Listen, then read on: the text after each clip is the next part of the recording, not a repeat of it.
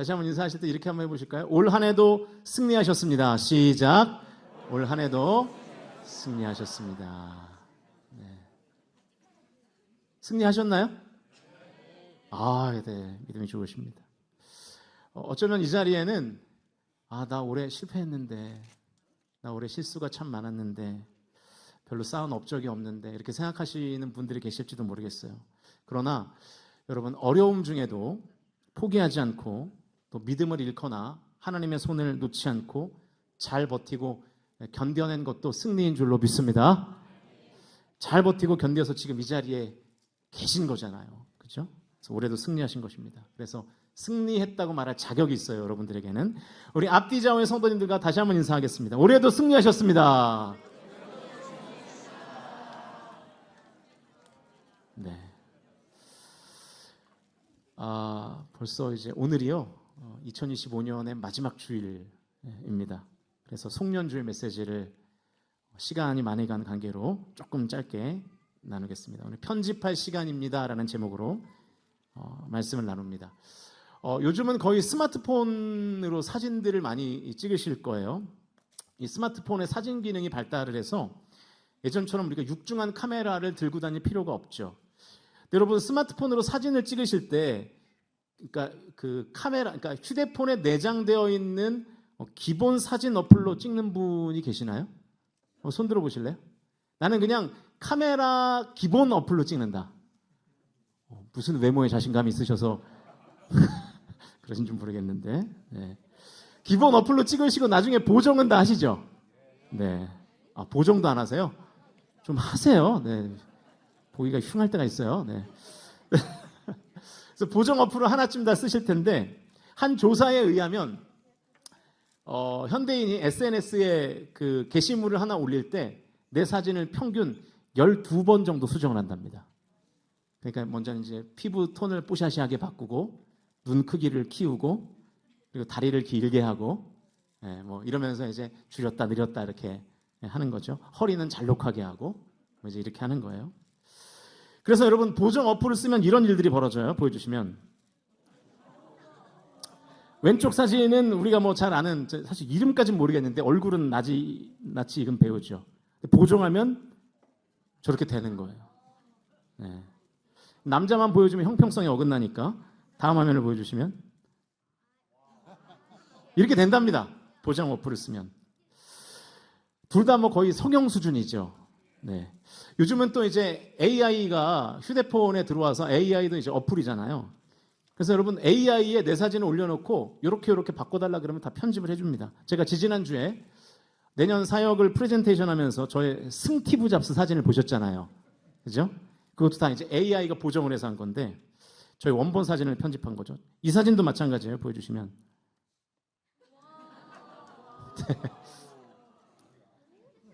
네. 우리 아내가 제일 크게 웃네요. 네. 기가 막히죠. 네. 제가 제 사진을 올려놓고, 사실은 제 주보에 있는 그 뒷면에 있는 프로필 사진 있잖아요. 그걸 올려놓고 명령어를 이렇게 쳤어요. 드라마 남주처럼 만들어줘. 드라마 남주는 뜻 아시죠? 남자 주인공의 약자입니다. 그래서 드라마 남자 주인공처럼 편집해달라고 했더니 이렇게 해줬어요. 이 정도면 뭐 거의 이제 신분을 세탁하는 것과 비슷하죠. 일종의 사기인데, 사기. 네, 제가 이 사진을 보면서 제가 저를 사랑할 뻔했어요. 네. 우리가 사진을 보정하고 편집하는 이유가 뭡니까?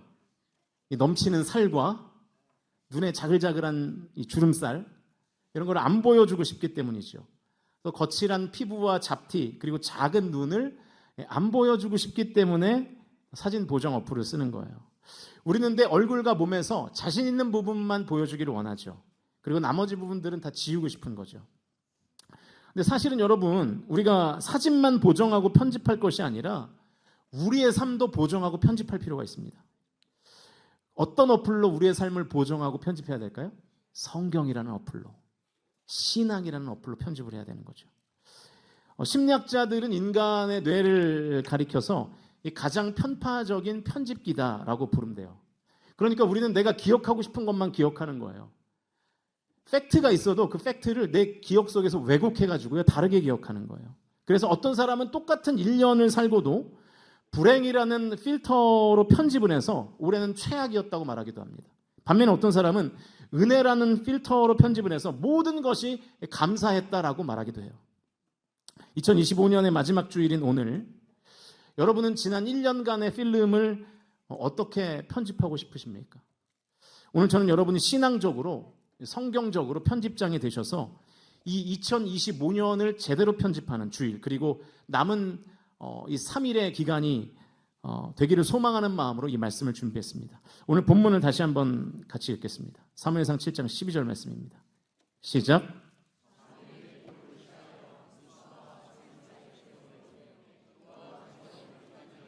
도우셨다 하고 그 이름을 에벤에셀이라 하니라.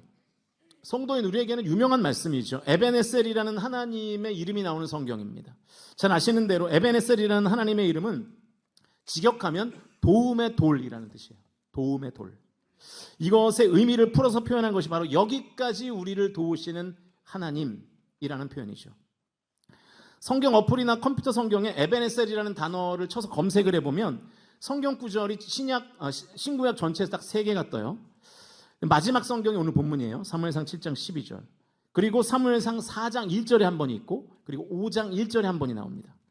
그래서 에벤에셀이라는 단어가 총 3번이 나오는데, 자, 그러면 4장 1절과 5장 1절에는 어떤 상황이었는지를 확인해 보겠습니다. 먼저 4장 1절 같이 읽어보죠. 시작. 사무엘의 말이 온 이스라엘에 전파되니라. 이스라엘은 나가서 블레셋 사람들과 싸우려고 에벤에셀 곁에 진치고 블레셋 사람들은 아벡에 진쳤더니. 자, 에벤에셀이 어떤 곳이냐면 일단 블레셋과 싸운 장소래요. 이스라엘과 블레셋이 싸운 장소가 에벤에셀입니다. 사무엘상 4장에서 이스라엘이 블레셋과 싸워서 어떻게 됐을까요? 2절 말씀을 읽어보죠. 시작. 블레셋 사람들이 이스라엘에 대하여 전열을 벌이니라. 그 둘이 싸우다가 이스라엘이 블레셋 사람들 앞에서 패하여 그들에게 전쟁에서 죽임을 당한 군사가 4,000명 가량이라. 블레셋과 싸워서 이겼어요? 졌어요? 졌어요. 이스라엘 군사 몇 명이 죽었어요? 4,000명이 죽었어요. 어마어마한 대패였습니다. 이게 끝이 아니에요. 4장 10절과 11절 말씀도 읽어보겠습니다. 시작. 블레셋 사람들이 쳤더니 이스라엘이 패하여 각기 장막으로 도망하였고 사륙이 심히 커서 이스라엘 보병에 엎드러진 자가 3만 명이었으며 하나님의 궤는 빼앗겼고 엘리의 두 아들 홈니와 비느하스는 죽임을 당하였더라. 에벤에셀에서 또 3만 명이 죽었어요. 그리고 엘리 제사장의 두 아들도 죽임을 당했습니다. 그리고 법궤를 빼앗겼어요. 그러니까 완전히 치욕적인 이 기록의 역사를 갖고 있는 것이 에벤에셀입니다. 그러고 나서 이제 5장 1절인데 5장 1절에도 에벤에셀이라는 지명이 나오는 거예요. 5장 1절도 마저 읽어보겠습니다. 시작. 블레셋 사람들이 하나님의 궤를 빼앗아 가지고 에벤에셀에서부터 아스돗에 이르니라. 이 에벤에셀에서 이 법궤가 아스돗으로 옮겨졌다는 내용입니다. 그러니까 정리하면 성경에서 에벤에셀은 이런 곳이에요. 제가 정리를 해봤는데 보여주시면 이스라엘과 블레셋이 싸운 장소인데 싸우다가 34,000명이 죽임을 당한 장소고 법궤를 빼앗긴 장소라는 거예요. 그러니까 이스라엘 역사에 있어서는 굉장히 치욕적인 장소입니다. 이 법궤의 이동 경로가 굉장히 재밌는데요. 먼저 에벤에셀에 있던 법궤가 아스돗으로 갔어요. 이 아스돗에는 뭐가 있었냐면 블레셋이 믿는 신인 다곤 신전이 있었습니다. 블레셋이 이 법궤를 빼앗아 가지고 그 다곤 신전에 가져다 놨어요. 그랬더니 이 다곤 신상이 막 파괴되는 거예요. 법궤가 그 안에 있으니까. 그리고 아스돗 사람에게는 막 독종이 일어나요. 독한 종기가 막 몸에 생기는 거예요. 그러니까 재앙이 일어난 거죠. 그래서 이 법궤를 아스돗에서 가드로 옮깁니다. 가드로 옮겼더니 이번에는 가드 사람의 몸에 막 독종이 생겨요. 그래서 또 이제 에그론으로 옮겨요. 에그론으로 옮기니까 에그론 사람들은 이미 소문을 다 들어가지고 이 법궤가 오는 것 자체를 두려워하는 거예요. 그래서 결국 법궤를 탈취한 지 7개월 만에 블레셋이 이스라엘로 다시 이 법궤를 반환해요. 이때 이스라엘이 베세메스라는 지역에서 이 법궤를 받습니다. 그런데 법궤 내부를 들여다보다가 또 많은 사람이 죽어요. 그래서 이 법궤를 다시 기럇 여아림이라는 곳으로 보냅니다. 그래서 이 기럇 여아림의 법궤가 20년 동안 있었어요. 20년이 지난 뒤에 마지막으로 에벤에셀이라는 단어가 나오는 장면이 오늘 본문이에요. 사무엘상 7장의 내용도 간략하게 설명을 해드리면, 이제 사무엘과 이스라엘 백성들이 미스바에 다 모였습니다. 거기 광장이잖아요. 다 모여서 백성들에게 회개를 촉구했어요, 사무엘이. 그래서 부흥회를 하는 거예요. 그런데 이스라엘 백성들이 미스바 광장에 다 모였다는 소식을 듣고 이제 블레셋이 싸움을 걸어요.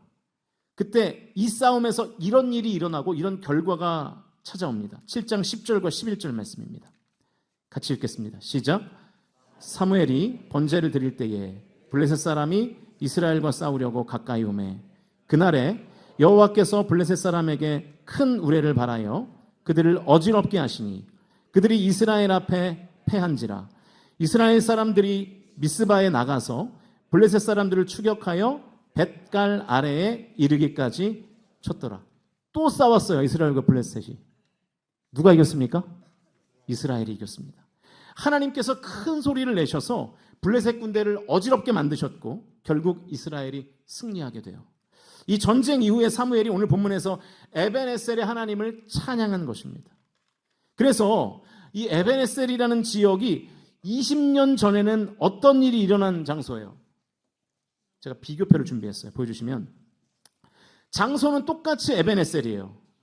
블레셋과 싸운 장소라는 것도 똑같아요. 그런데 20년 전에 에벤에셀은 이스라엘 백성 3만 4천 명이 죽은 곳이고요. 20년 후에 에벤에셀은 블레셋이 죽은 곳이에요. 다르죠. 20년 전에 에벤에셀은 하나님의 법궤를 빼앗긴 곳이 됐지만 20년 후에 에벤에셀은 우레라는 하나님의 능력이 임한 장소가 됐어요.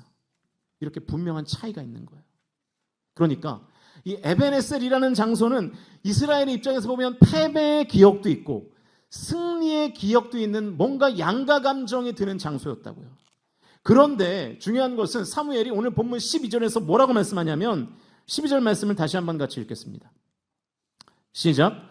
사무엘이 돌을 취하여 미스바와 센 사이에 세워 이르되 여호와께서 여기까지 우리를 도우셨다 하고 그 이름을 에벤에셀이라 하니라. 사무엘은 뭐라고 고백하냐면 여기까지 하나님께서 우리를 도우셨다라고 고백합니다. 이렇게 말하지 않았어요. 20년 전에는 우리를 돕지 않으셨지만 이 장소가 20년 후에 지금에는 우리를 도우신 장소입니다 라고 말하지 않았어요. 이 자리에서 20년 전에는 패배를 했는데 지금은 승리한 장소입니다 라고 말하지 않아요. 이 에벤에셀이라는 단어의 원래 발음은 에벤에제르거든요. 에벤에제르. 이 에벤은 돌이라는 뜻이고 에제르는 돕다라는 뜻이잖아요. 창세기 2장에도 같은 표현이 나오죠. 하나님께서 하와를 창조하시면서 돕는 배필이라고 말씀하셨죠. 이게 히브리어로 에제르 크네그도라는 단어인데요. 이 에제르가 돕다라는 뜻입니다. 이 에제르라는 단어는요, 단순히 그냥 보조적인 차원에서의 도움을 말하는 게 아니에요. 신적인 도움을 말하는 거예요. 없으면 죽는, 그 도움이 없으면 살 수 없는 신적인 도움을 말하는 것입니다. 그러니까 사무엘이 지금 뭐라고 고백하냐면 절대적인 도움을 내가 지금 이 에벤에셀에서 받았다라고 고백하고 있는 것입니다.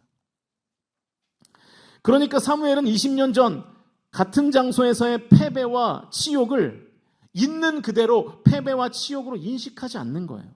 그렇게 해석하지 않는 거예요. 패배의 순간에도 하나님께서 역사하신 시간이었고 치욕의 시간도 하나님의 도움이 임한 시간이었다는 고백으로 12절 말씀에서 에벤에셀의 하나님을 찬양하고 있는 것입니다.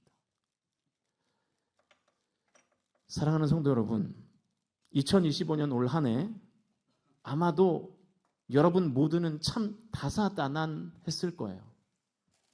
이 중에 누구 하나 올해 참 무탈했어, 별일이 없었어 라고 생각하는 분은 거의 없을 거예요. 별의 별일이 여러분의 삶에 있었을 겁니다. 그래, 그 별의 별일 중에는 실패의 순간들도 있었을 것이고 또 치욕의 시간들도 있었을 것이고 고난의 세월도 있었을 것이고 아픔과 슬픔의 기간도 있었을 겁니다. 그러나 중요한 것은 뭐냐? 지금 우리는 이렇게 건강하게 강건하게 이 자리에서 하나님을 예배하며 또 성도의 교제를 나누며 한 해를 마무리하는 순간에 와 있다는 거예요. 이 모든 것이 다 하나님의 은혜인 줄로 믿으실 수 있기를 주님의 이름으로 축원드립니다. 그러므로 우리는 이 2025년이라는 시간을 보정하고 편집하셔야 돼요. 사진 어플로 내 얼굴을 편집하듯이 한 해를 마무리하면서 2025년 가운데 있었던 별의별 일들 중에 부정적인 일들, 결핍의 순간들, 이 깨진 관계들을 편집하고 보정하셔야 되는 거예요. 그 모든 일들이 단지 나에게 나쁜 일들이었고, 그 모든 순간에 그냥 내가 힘들기만 한 순간이 아니라는 거죠. 오히려 그 모든 순간에 하나님의 도우심이 있었고, 하나님의 도우심으로 지금 내가 여기 서 있는 줄로 믿으실 수 있기를 주님의 이름으로 축원드립니다. 그래서 여러분 이 2025년의 이 마지막 주일에 감사하며 한 해를 떠나보내는 우리 성광 공동체의 모든 성도들이 다 되실 수 있기를 주님의 이름으로 축원드립니다. 그래서 한 해를 마무리하는 지금 이 시간은 우리의 1년을 편집하는 시간이에요. 그 집에 돌아가시면 송구영신 예배 전까지 한 3일이 남았잖아요. 1년 동안 있었던 일들을 한번 다이어리에 작성해 보세요. 그래서 좋은 일 쩌라라, 나쁜 일 쩌라라. 나쁜 일로 구분된 리스트들을 하나씩 지워가면서 이렇게 한번 고백해 보십시오. 야, 이때 하나님의 도움이 없었다면 지금 내가 살 수 있었을까? 이 어려운 때에 하나님께서 나를 건져주시지 않았다면 내가 지금 이 모습으로 살아갈 수 있었을까? 내가 실패하고 실수했던 순간에 하나님의 도우심이 없었다면 지금의 내가 있을 수 없잖아요. 1914년 12월 67세의 나이였던 토마스 에디슨의 연구소에 대형 화재가 발생했습니다. 평생의 연구 결과가 잿더미가 되는 순간이었어요. 이 아들은 아버지가 절망으로 쓰러질까 봐 걱정했죠. 그런데 불타는 연구소를 보면서 에디슨이 아들에게 이렇게 말했답니다. 얘야, 엄마를 불러와라. 이 엄청난 불구경은 다시는 못할 거다. 그리고 다음날 아침 잿더미 위에서 에디슨이 이렇게 말했답니다. 이 재앙의 훌륭한 점은 우리의 모든 실수가 다 타버렸다는 것이다. 하나님 감사합니다. 우리는 다시 시작할 수 있습니다. 라고 고백했대요. 그리고 정확히 3주 뒤에 에디슨은 세계 최초의 축음기를 세상에 내놓습니다. 사랑하는 성도 여러분, 2025년 실수와 실패가 많았습니까? 그 실수들은 2025년과 함께 이제 태워버리십시오. 오늘 우리는 에베네셀, 도움의 도를 세우며 이렇게 선포합시다. 저를 한번 따라해 보실까요? 나의 실수는 2025년에 묻는다. 그러나 하나님의 도우심만은 2026년으로 가져간다. 할렐루야. 다시 한번요. 나의 실수는 2025년에 묻는다. 그러나 하나님의 도우심만은 2026년으로 가져간다. 할렐루야. 이런 삶을 사실 수 있기를 주님의 이름으로 축복합니다. 이렇게 편집의 영성을 발휘하심으로 2025년을 마무리하시는 저와 여러분이 다 되실 수 있기를 주님의 이름으로 간절히 축복합니다. 이제 말씀을 정리합니다. 송년회 시즌에 이 편집의 영성을 발휘하는 것이 중요한 이유가 있어요. 2002년 노벨 경제학상을 받은 심리학자 중에 데니얼 카너먼이라는 사람이 있습니다. 이분이 아주 흥미로운 실험을 했는데, 이 대장 내시경 검사가 굉장히 고통스럽잖아요. 우리나라는 이렇게 수면 마취를 하면서 이렇게 하지만 생으로 하는 분들이 계시잖아요. 그래서 이 생으로 하는 분들을 두 부류로 나눴대요. A그룹은 검사가 빨리 끝났지만 마지막 순간에 고통이 컸고, 이 B그룹은 검사 시간은 길었는데 마지막에 고통을 줄여주면서 천천히 끝냈대요. 검사를 다 끝낸 후에 이 두 그룹에게 묻는 거예요. 얼마나 힘드셨습니까? 라고 물었더니 이 고통스러운 검사 시간이 더 오래 걸린 B그룹이 훨씬 더 편안했다라고 말을 한 거예요. 이 결과를 바탕으로 데니얼 카너먼이 주장한 법칙이 바로 이 피크 앤드 법칙입니다. 피크 앤드 법칙. 그러니까 이게 무슨 얘기냐면, 피크를 치는, 그러니까 가장 고통스러운 순간을 사람은 기억하고, 그리고 가장 마지막 순간을 사람은 기억한다는 거예요. 그러니까 여러분, 올해의 마지막을 어떻게 정리하느냐가 여러분의 2025년 전체의 기억을 좌지우지하는 것입니다. 그래서 2025년 마지막을 지나면서 올 한 해를 우리가 어떻게 편집하느냐가 굉장히 중요한 거예요. 좋은 기억들을 다 잘라내고 나쁜 기억들만 다 살리는 편집을 하면 2025년은 최악의 해가 되는 겁니다. 반대로 오늘 본문의 사무엘처럼 나쁜 기억들은 편집하고 좋은 기억들은 다 살려내면 2025년은 최고의 한 해가 되는 거예요. 사랑하는 성도 여러분, 오늘 우리는 거룩한 편집자가 되어야 합니다. 영화 감독은 수많은 촬영의 분량 중에 나쁜 것들은 다 빼버리죠. 그리고 좋은 것들을 살려서 영화를 만듭니다. 그걸 명작이라고 부르잖아요. 하나님은 오늘 우리에게 2025년이라는 필름의 편집권을 주셨습니다. 오늘 본문의 사무엘이 바로 그 위대한 편집 작업을 한 사람이에요. 과거의 실패와 수치는 과감하게 편집했어요. 말하지 않아요. 반면에 같은 장소에서 주셨던 은혜와 능력을 살려내서 돌로 기념비를 세우며 에베네셀의 하나님을 찬양하고 있는 것입니다. 한 해의 끝자락에 있는 우리에게 필요한 지혜가 이건 것 같아요. 2025년에 있었던 나쁜 일들 끄집어내서 계속 기억하고 묵상하면서 올해 최악이었어 라고 말하는 것이 대체 우리의 인생에 뭐가 도움이 되겠습니까?